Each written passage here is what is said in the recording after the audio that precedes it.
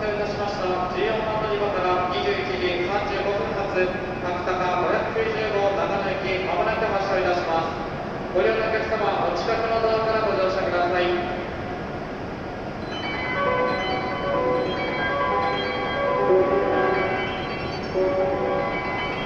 14番乗り場から博多590号長野行きが発車します。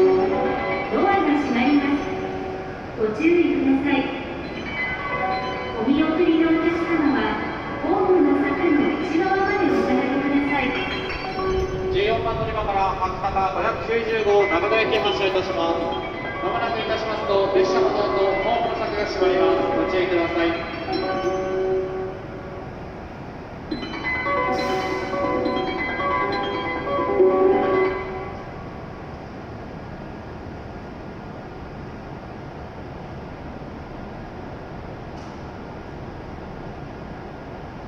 14番乗り場、列車のドアとホームの柵閉まります。